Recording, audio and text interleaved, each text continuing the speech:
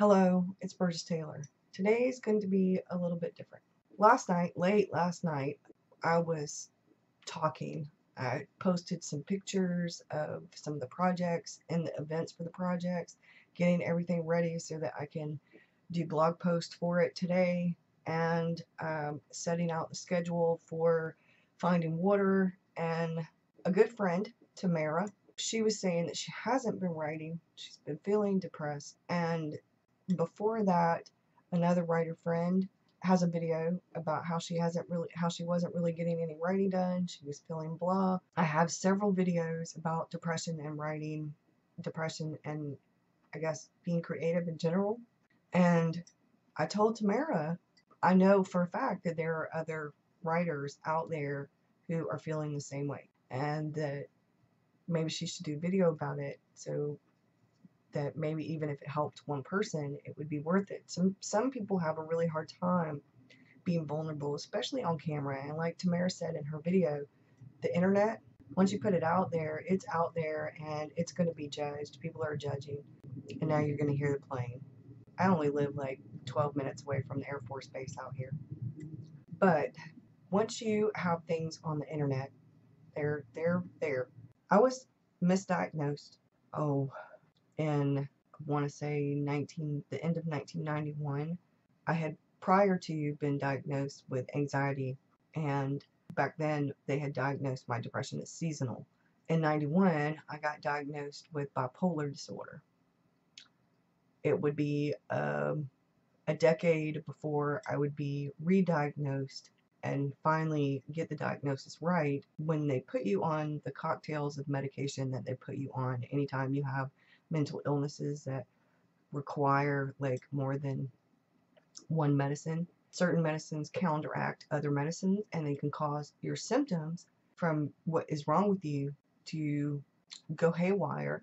One medicine makes this better, but it makes this worse. Another medicine makes this better, but it makes that worse. I have what is officially known as I have anxiety, I have panic disorder, which is from the anxiety, I have depression, and I have ADHD. Now, my ADHD comes out differently than my brother's. As I sit here, my feet are rocking back and forth in the chair. Lots of times you'll see me fidget, you'll see me bounce. It's the ADHD. I can and can't control that. When I get a little bit nervous, when I get a little anxious, it's worse. Making videos, no matter how long I've been on YouTube, it still makes me anxious. It still makes me nervous. I used to really, it would take me 8, 9 times to make a video because I didn't really know how to edit. Since then, I've learned how to edit, and I can edit out ums and likes, and sometimes I edit out a lot, sometimes I don't edit out everything, sometimes I leave it because I like the real sit down and chat with you kind of videos. Now, don't get me wrong, I like the more professional edited videos, I do. But that's not what my channel really is. My channel is more about creativity. It's more about writing and reading and art and life. And, life is messy sometimes. Life is chaotic. Life is sad sometimes. I mean, there are events going on around us that are very depressing. And that's a normal kind of depression. It makes you unbelievably sad when all these things are happening. When someone is going through something, it makes it very difficult because other people will try to reach out to you. Sometimes they help, and sometimes it doesn't matter what they do, it's not going to help. Sometimes you try to do things and some things help and some things don't. My daughter, my son, my grandmother, some of my cousins, I should say my paternal grandmother, they've all had or have some type of depression. My mom has anxiety, but my daughter's depression is dysthymic depression, which stays with you all the time. I think sometimes it's very hard when the people that you love, especially when you yourself have some type of mental illness, because if you are already depressed, trying to help somebody else out of depression is going to do one of two things. It's either going to make you more depressed or you're going to help that person and help yourself. And it really just depends.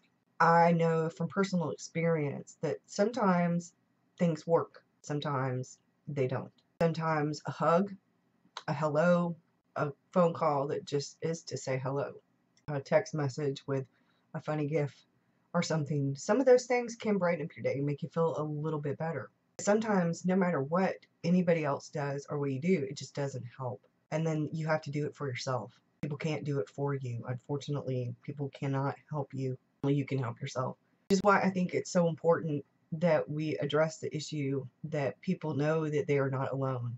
One of my daughter's biggest complaints is that people just, they don't understand. People think when you have depression or a mental illness in general, no matter what the mental illness is, that you can just, pick yourself up by your bootstraps and go forward. And if it were that easy, it would be wonderful. I mean, there are some days when it's really bad that I have to tell myself, okay, just get up and take a shower. Just get up out of the bed. First step, just get up out of the bed. Coffee. Coffee would make you feel better. Coffee. Just go take a shower. A shower will make you feel better. Get dressed. Why don't you put on your favorite undies? Matching ones that look so pretty. They'll make you feel good. Why don't you put on a little bit of makeup? Why don't you put on a shirt that makes you happy? Why don't you put your contact lenses in for a change? Do something different. Why don't you start your morning off with coffee out on the porch? Why don't you? And those things do help to a degree. All you can do is do one thing at a time, one step at a time, one day at a time. That's it. That's all you can do. And when you are creative, sometimes it's in spurts. But I have noticed that the more creative I am, the more I allow myself to think outside of the box and to do things that are creative, the better that I feel. Those things help. There are naysayers out there, the negative Nancy's. Well, God, you got an awful lot of time to do all of that stuff. Why don't you go get a real job? Why don't you have a real job? Things could be a lot better if you would just go get a real job. Well, because of the arthritis and the tendonitis and the fibromyalgia, the truth is, creative things like art journaling or art, watercoloring, writing, poetry, music. My daughter's a big music person. My husband is a big music person. My son listens to music, but my son's big thing is reading and video games. I think we all have different outlets. Sometimes those outlets work for you. Sometimes one of the outlets is blocked, like my writing. And then it takes something else, a different creative outlet, to help me get back into. I have used art to draw settings, to draw characters, to do different things to help me get back into my novel so that I can write again, so that I'm inspired, motivated to get back to the page. That's the key, is that you get your butt in the chair and you write, even if it's only about why you're not writing. That's one of the things that is really helpful about morning pages. I'm really excited about Finding Water because it will prompt me to get back into morning pages every day. Because right now I've been kind of remiss with them. So this is going to be a much longer video than I want, and I haven't really said much in the writer videos lately. I've been doing other things for writer videos because I haven't really been writing either. I haven't.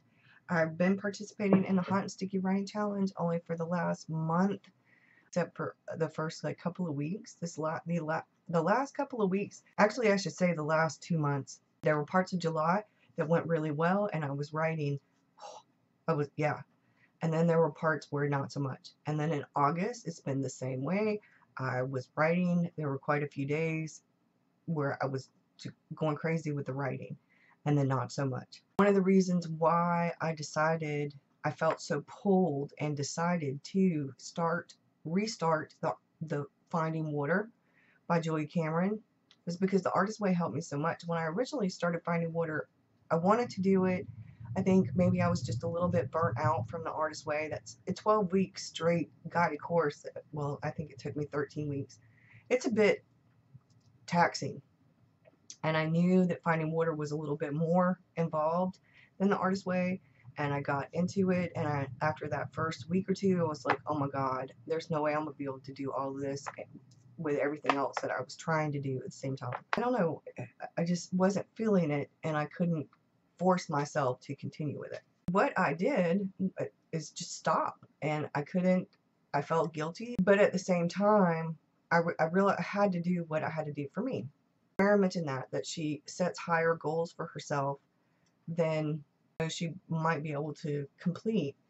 And I think a lot of us do that. We set goals and then we beat ourselves up because we don't make all those goals. I think that for me, at least, staying busy, doing things, physical things, and mental things, which is why I chose the projects that I chose for September, why I chose Finding Water, why I chose the decorated page, why I chose rereading The Dark Tower. These are all things that pulled me towards them. I felt that pull creatively. But also, Finding Water, you're supposed to be walking, you're supposed to be doing morning pages, you're supposed to be doing artist dates. Those are mental and physical things. Decorated page is a physical thing mostly. I'm going to be doing things, but it's going to take my mind because I'm going to have to think creatively. And then The Dark Tower is a happy place for me. I love King books, but I especially love The Dark Tower, and talking about it and discussing it and hearing other people's thoughts about that series, just heaven for me. As soon as I mentioned them and other people in the videos before the group, before Destination Me, had mentioned a few of these things in videos that I wanted to start, and other people were interested. So I was like, yes, yes, yes. So we're going to do this. I haven't really been writing. I've been journaling about my writing, but I haven't been writing lately. My novel hasn't really went anywhere. Been journaling about the writing though. I've actually considered redoing my storyboard and filming that. If you're interested in that, I'm thinking about making it more up to date so that maybe that pushes me towards writing again, towards getting back into the story. Doing some post-it notes, maybe some outline information, maybe redoing the outline.